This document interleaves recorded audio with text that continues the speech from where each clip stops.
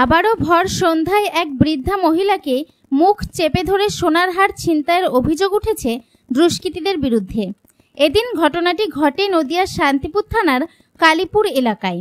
অভিযোগ, আজ সন্ধ্যা 7টা নাগাদ পরিবারের ছেলে ও বৌমা ডাক্তার দেখাতে গিয়েছিলেন এবং নাতি ব্যবসার কারণে বাড়ির বাইরে ছিলেন।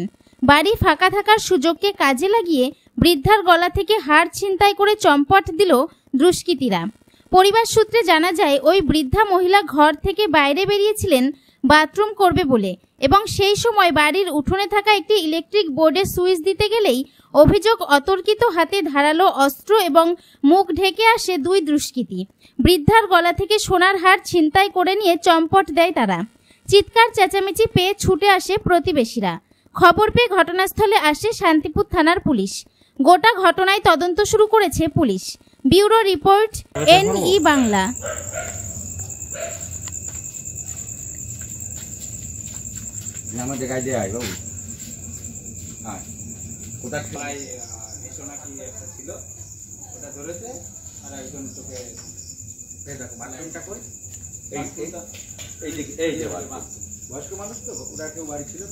ঘটনাটা হয়েছে, আমরা তো কেউ বাড়িতে ছিলাম না, তো ঠাকমা বাড়িতে একা ছিল।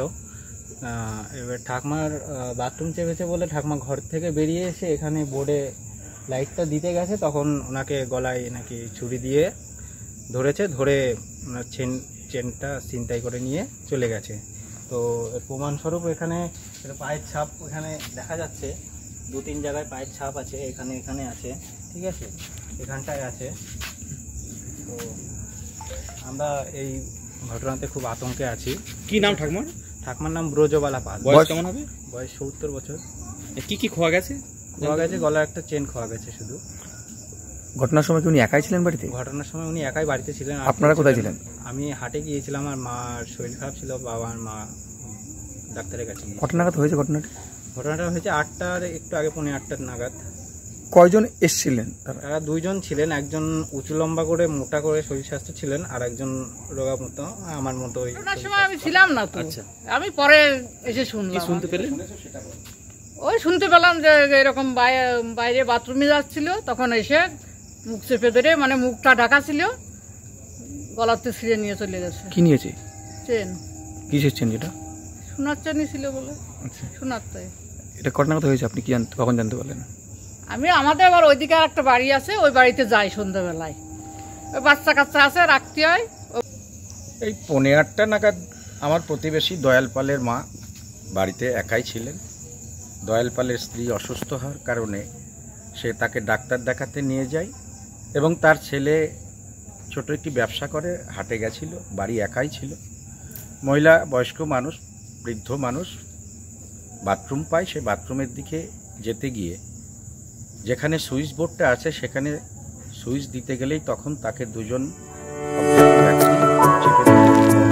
ধারালো অস্ত্রের ভয় দেখিয়ে তার গলা থেকে একটি সোনার চেন ছিল বলে সেই চেনটি ছিঁড়ে নিয়ে পালিয়ে যায়। তারা কয়জন এসেছিল? আমি যেটা শুনতে পেয়েছি দয়ালপালের কাছ থেকে, তারা নাকি সংখ্যায় 2 জন ছিল। এই ঘটনাটা কটা নাগাদ হয়েছে বললেন? আমার কাছে যখন ফোন এলো তখন 8টা বাজে, বললো 5-10 মিনিট আগে, অর্থাৎ 8:45 নাগাদ ঘটনাটা ঘটেছে। যার কাছ থেকে ছিনতাই হয়েছে তার নাম এবং তার বয়স কত?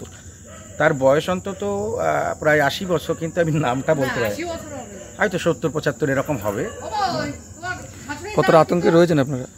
হ্যাঁ, আমরা প্রতিবেশীরা আতঙ্কিতই, কারণ এইভাবে যদি সন্ধ্যা রাত্রে কারো না কারোর শরীর থেকে তার সোনার চেন বা কোনো কিছু হারিয়ে যায় বা ছিনতাই হয়ে যায়, তাহলে তো আমরা খুবই আতঙ্কিত।